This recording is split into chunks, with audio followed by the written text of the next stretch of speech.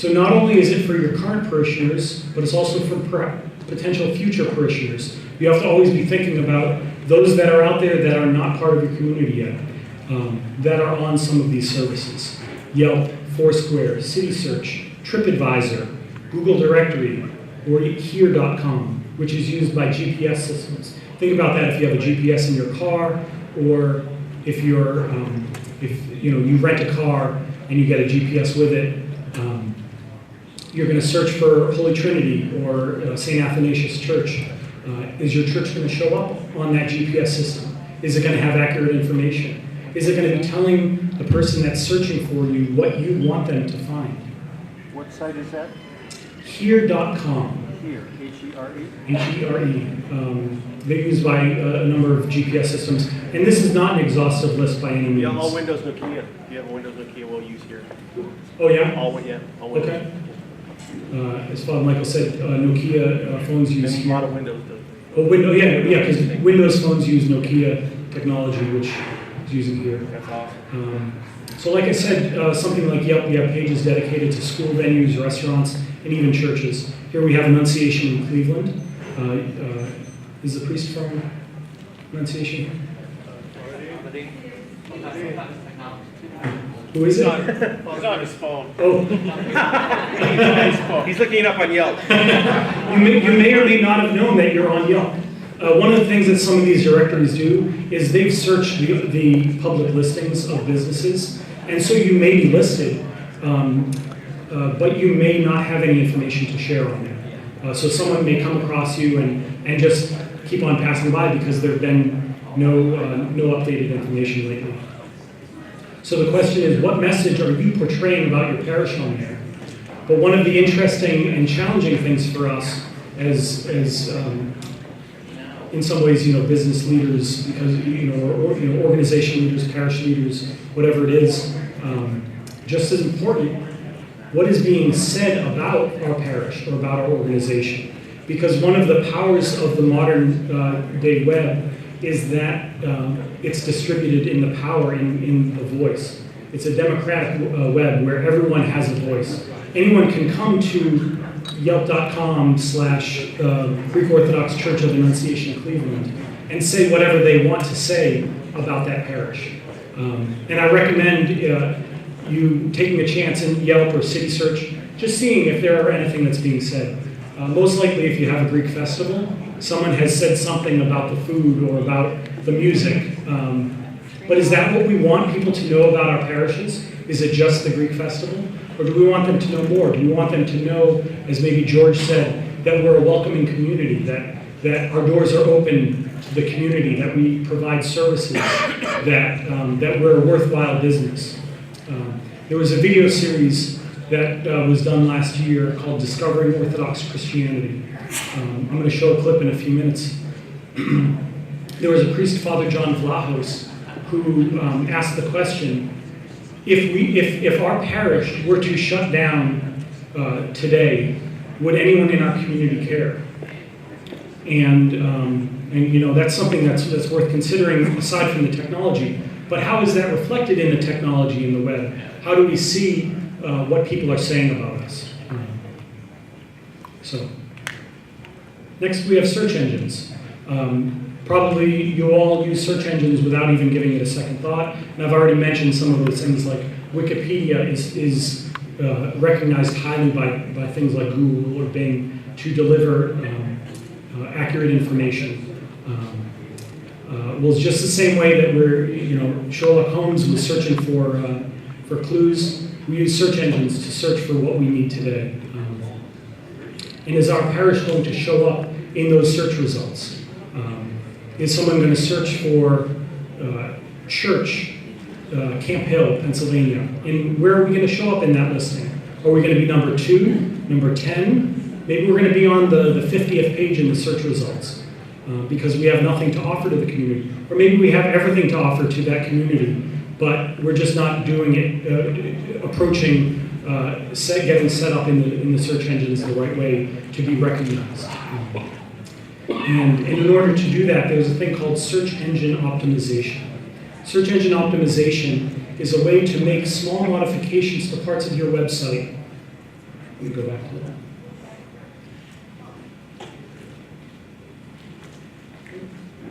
Sorry, bear with me.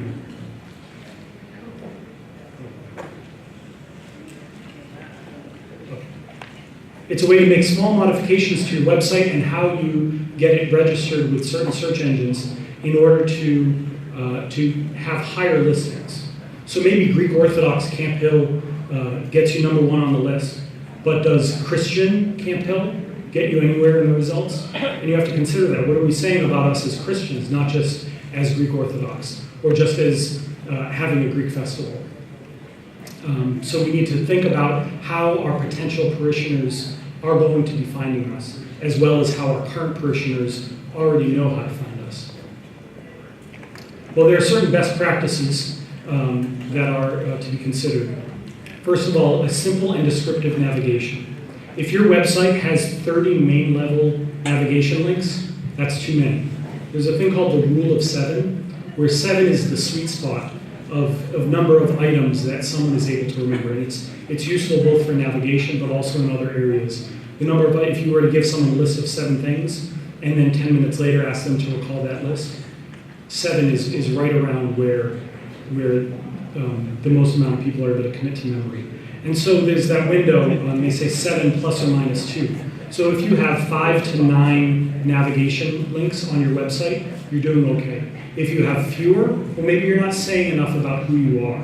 And if you have too many, maybe you need to implement some type of organization. You don't want to just spill everything out there for everyone to see right at the start, but get it organized, maybe an about section, and then have within that who the clergy are, who you are, what is your mission as a parish, who we are as Christians, who we are as Orthodox Christians. Maybe a news section that has your weekly bulletin, announcements, maybe a events calendar, and etc. Next, you want to focus on content. You want to keep a schedule for updating your site regularly. And if you can't update your site regularly, you need to find ways to simplify your approach. And again, we can work with you on that. You want to keep your content unique, up to date, and tailored to the needs of your viewers. If you're not giving something online that people are going to find useful, figure out ways to give something that will be useful to your visitors, both your current parishioners and, again, those who are not currently part of your church. And does your content reflect a focus on Christ? Next, you want links to your site.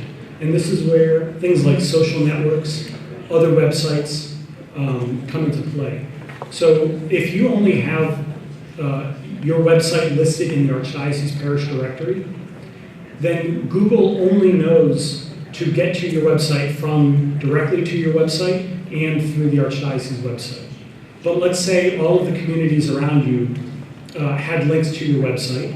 Maybe your local Chamber of Commerce had a link to your website. Maybe you had a LinkedIn profile, a Yelp profile, a Facebook page. Well, Google is going to look at that and say, this parish, this website is linked from 20 or 30 or maybe even more websites. We're going to recognize this website as being more credible. And so it's going to increase in its search result ranking. So search engines like what I have in quotes, street cred. So the more people are talking about you, or the more you're listed in other places, the more search engines will give you a boost in the rankings. There's an exact science that search engines like Google and Bing know about that is a bit shaded in mystery. So I can't tell you the exact formula to follow, and they're always modifying their algorithm. So I can't say, do this and you'll be #1. Because just in the same way that you're doing these things, maybe in other parishes that's down the street, the Episcopal Church or the Evangelical Church, whatever it is, maybe doing those same things too. Next, you want to incorporate keywords and descriptions into your site. So if you want people to find you because you've typed, St. Demetrius, Pittsburgh, or because you've typed Christian, Oak Hill, whatever it is, make sure that those words show up in your website, both on the front page and within the content of the subpages, and even behind the scenes in what's called the keyword and description section of the meta tags. And if you don't have a clue what I'm talking about, hopefully your webmaster will. And if not even that, get in touch with us and we can work with you to make that happen. Next, you want to offer a sitemap. You want to offer two kinds of sitemaps. One that's going to be visible to the visitors of your website, so you can click on maybe a tab in the About section, and it shows you every page, a listing of every page on your website. But then there's also a more technical sitemap, which is called an XML sitemap, which search engines will use behind the scenes. And again, this information is available online on how to do that, or we can point you in that right direction. And finally, you want to submit your site. Excuse me. So Google offers something very easily, google.com/submit your content. And this page will step you through the process of making sure your website is listed within Google. And then it's up to you to do all of these other steps to improve your site ranking. Google has a lot of great tools and services. They want to help you out. And they offer a starter guide for search engine optimization. You can just Google starter guide, and you'll get you'll get to it. But I offer the link right there. And I can make this presentation available, and it's being recorded, so you can always refer back to this if you'd like.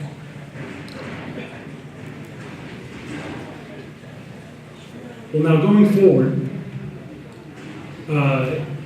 it's important to look at the great resources that are available for expanding your parish's internet ministry.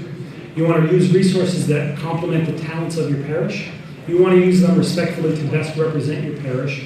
And you want to use them to help your visitors in their relationship with God. Everything that we do comes back to our relationship with Christ. And so I'll offer this graphic for the end of this segment to just get that visual once again, to think about how important and how central digital communications is in your message and in your ministry at your parish.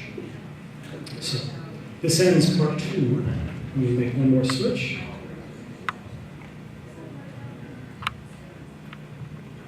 Okay. So here we go, part 3. The intersection of technology and faith, implications for the modern family. And for those of you who watch TV at all, you may recognize this logo. It's from the TV show Modern Family. And they're going to help me tell the story for this third part today. My apologies to any ABC ad executives for not getting permission beforehand for using some of these, but I'm going to be showing some video clips from this TV show. Here is the Modern Family. It is one large family. On the left is Jay Pritchett. He's the patriarch of the family, and to his left, to our right, is his daughter and her family, and his son and his family. This is, what I'm going to present is not any type of, I'm not going to go into what it presents in terms of, their understanding of what it means to be family. But what I am going to do is use their use of technology throughout their plots. As one New York Times writer wrote a few years back, the characters in Modern Family are so immersed in technology that nearly every scene is refracted through a digital funhouse, an iPad screen, a cell phone camera, a baby monitor, a YouTube video. Characters spend half their time glancing past one another rather than communicating directly. And we can utilize that and look at our own lives maybe, or look at the lives of our parishioners and say, how does that relate to what we're experiencing in reality ourselves? How does technology play out in our own lives? So I figured that the Modern Family was as good as any to help me tell this story. So let me begin with one of the characters, Phil, who has a take on technology. I'm cool with that. That's.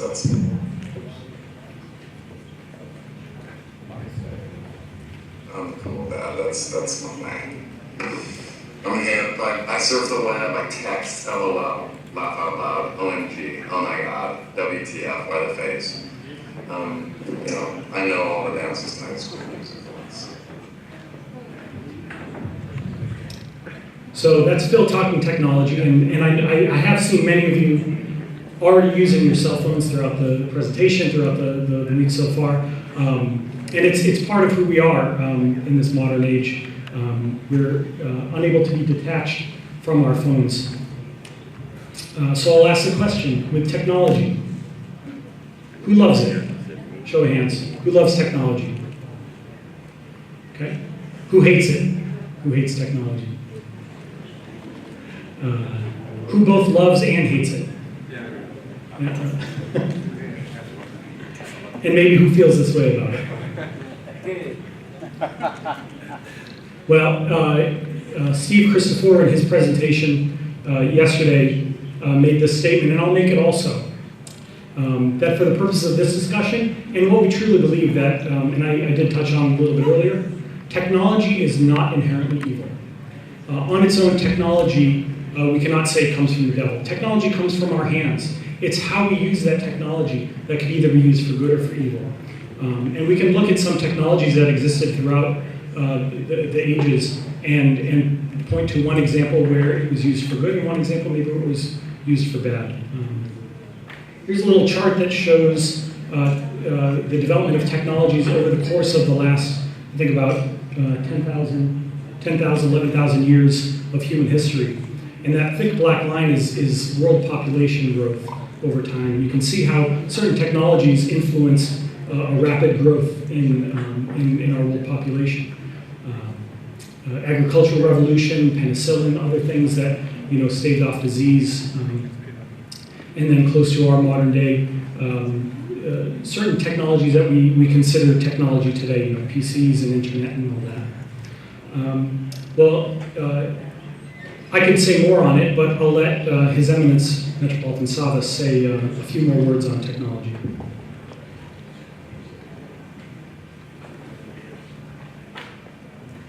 I just want to pull back even further and just deal with the notion of technology and just remind people that the alphabet is a technology, writing is a technology, roads are a technology, and there was a downside to every one of those new developments. Socrates, or Plato has Socrates say in one of his dialogues, he laments the development of writing because it weakens the memory. And people can download stuff onto paper, and paper will do the remembering. And we're becoming less human, So there were people who were always aware of the cost. A road will get you someplace quicker, but it also provide easier access for your enemies too. They can get at you quicker.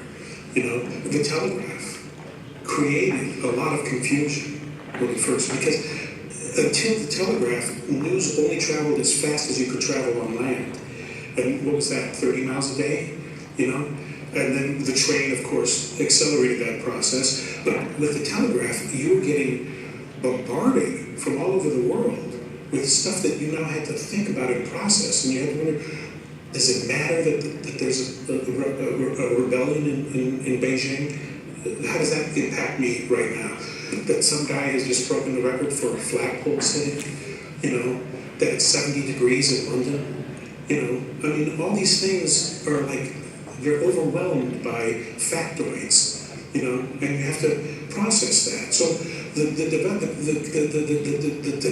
technology changes you too. It makes you a different person, With the development of the telephone, which we now all take for granted, and we couldn't think of living without one. But American pastors in particular were very leery of the telephone. They would preach sermons against it because it invaded the privacy of the home. You didn't know who was at the other end. And they were interrupting meals. And it was providing for unchaperoned conversations between members of the opposite sides. That's an interesting way to look at it. Now, that just seems so old-fashioned. Right.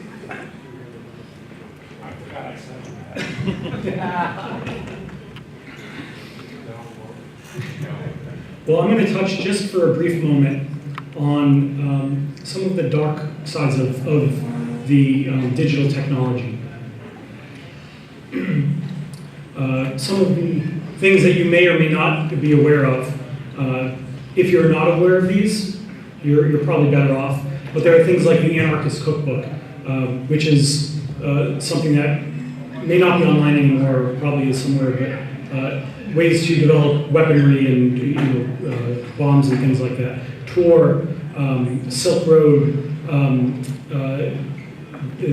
forget what Tor stands for, but it's these are ways in the dark regions of the internet to be able to hire hitmen, to find child pornography, to engage in pedophilia and human trafficking. All of this exists within technology, within the internet, not because the internet is bad, but because there are bad people or people who are doing bad things that are utilizing this technology. But we also have good things that are happening. We are spreading the gospel online. We could go through a whole list of those things too. I just want to present this out there, just so you're aware that these things exist. And what I have on the right side is the mask of Guy Fawkes, which you may be familiar with. It's a symbol at protests, at rallies. You may see people wearing this kind of mask. It's the symbol of anonymity. And one of the things about the internet is that it's really easy to be anonymous. You don't have to have a face-to-face relationship with someone. You do it from the safety of your keyboard and computer. We're protected. We have a wall up. We're putting on a mask, whether that's what we might be posting or refraining from posting on Facebook. I think somebody said yesterday, you only post the good stuff on Facebook, or the things that you want people to know about, or whatever it is. But we, in some way, even if we have a relationship, even if we're interacting with people that we already know online, there's some type of wall, because we're not looking at the other face-to-face. We have this mask up. And that is certainly one of the dangers, even if it's not in a criminal sense. It's one of the dangers that exists with technology, one of the downsides that comes with this wonderful tool of communication and way to reach out to people all around the world. We lose that face-to-face relationship with people. So that's certainly something that should be considered in how you use technology, that everything should come back to that personal relationship with the other. How can we, we might be able to hook people into our parish website and get them to come to Sunday services, but it's that personal interaction that we're going to get with them once they are here at our church that matters the most. It's that relationship that can be established. Well, moving on from that, I'll ask the question, are you able to eliminate technology from your lives? Just as His Eminence said, it's unthinkable to put away with certain conveniences of modern age, like the telephone, the automobile, perhaps. Are we able to shed those things? Maybe right down the street, there are going to be scenes like this. On your ways home, maybe you'll encounter a scene like this of the Amish or the Mennonites, where they're able to do away with certain technologies. Are we able to do the same? Or is maybe that the wrong question to be asked? Is it, how do we engage a Christ-centered life in the midst of these current technologies? Because we're never going to do away with them completely, because in another 5 years, in another 10 years, we're going to be introduced with a whole new set of technology, whatever it might be. Well, here's another example from Modern Family. Shows how eliminating technology can have disastrous consequences. Okay, we have called this family meeting because the personal electronics have gotten out of control. Starting today, there's going to be a 1-week ban on all cell phones, texting, IMing, video chatting, video gaming, anything on the internet. How am I supposed to do my homework the way I did? With a chisel and a piece of stone. Can't unplug my funny bone. I have a huge science paper due, and we have a great set of encyclopedias somewhere. What do you think the public library is for? I thought that was a bathroom for homeless people. And they still plant Plants vs. Zombies. Are you not listening? But you learn about plants. And plants are life. Are you against life? How am I supposed to talk to my friends? Talk to them at school Or the G-Smart. or on the house phone. Nobody can answer our number. I don't even know our number. So you're saying Dad's not going to go online? Yep. Dad. That's right. What about fantasy football? Not a problem. My team's set this week.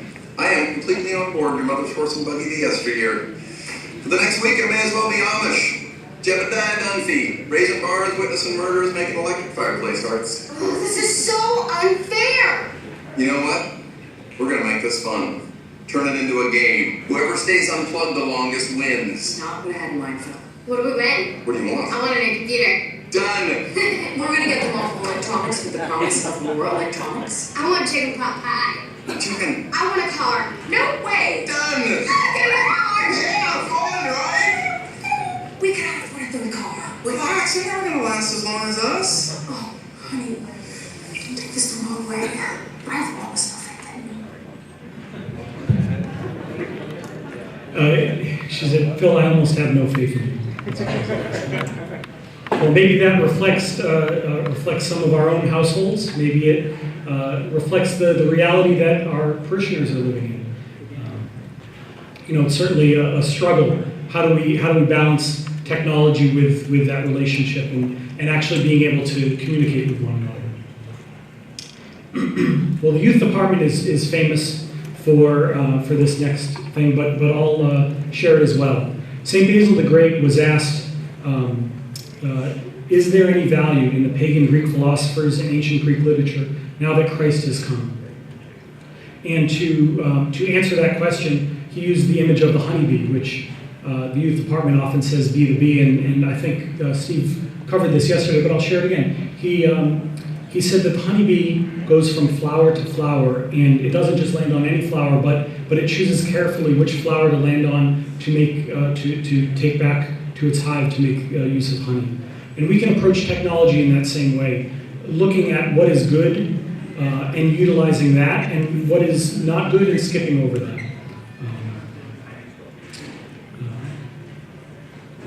So last year, and this now goes to Melissa Songranis' presentation from Family Ministry. Last year, they introduced their listing of what it means to be family ministry, and I took that list and I modified it only slightly to create a faith-based metric for the use of technology.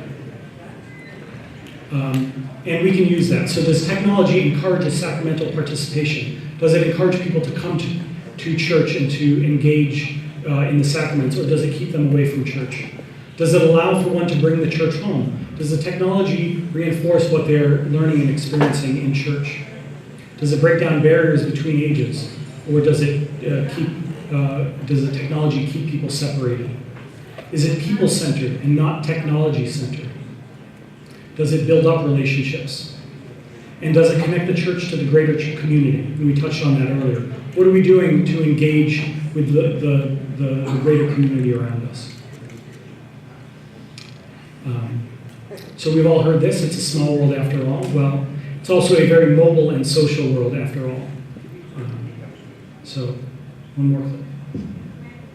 Well, gotta hit the sack. Big Saturday tomorrow. That's right. It's somebody's birthday. Not just that. The iPad comes out on my actual birthday. It's like Steve Jobs and God got together to say, "We love you, Phil. I love you." I love you too, honey. Oh, okay.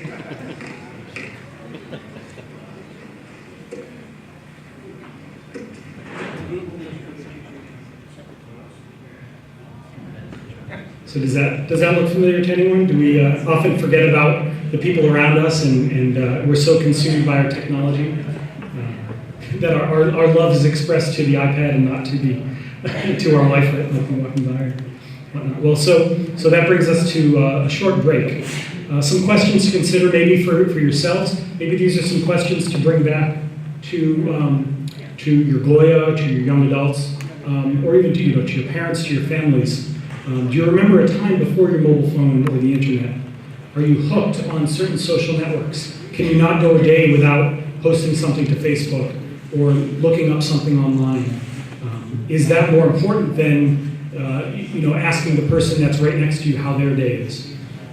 How many Facebook friends or Instagram, Twitter followers do you have?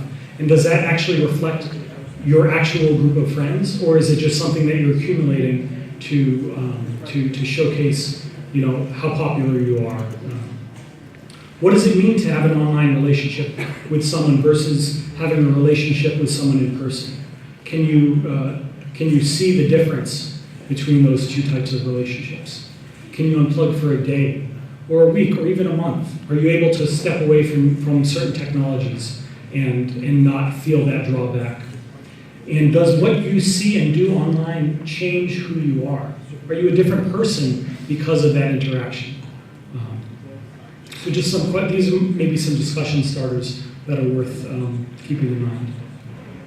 Well, in terms of mobile, here are some statistics from a few years back. What we have here, June 2001, 2006, and 2011, and a listing of different comparable statistics. Excuse me. Looking over a 10-year span, in 2001 there was no usable data for wireless-only households. And wireless-only households means who has a household with only cell phones in it and no landline. But in 2011, almost 30% of all households across the country had wireless only. I know my household like that. My parents are like that now. I'm curious, a show of hands, how many still have a landline in their house? Okay, so a significant portion. And how many are wireless only? Any? So a handful. So a smaller percentage here than the national average, but this is only going to increase more and more. And what does that actually mean? It means more and more people are on their mobile devices.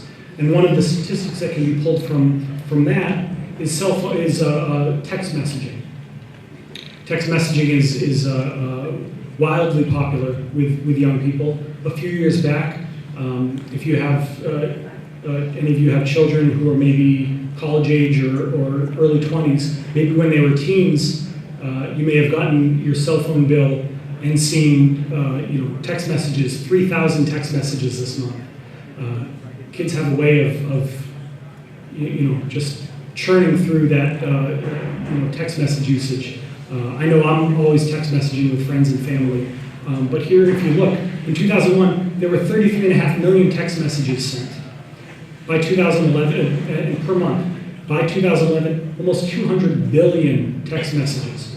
And this plays into all sorts of other things which we can talk about. Texting while driving, what it means to communicate, how we communicate.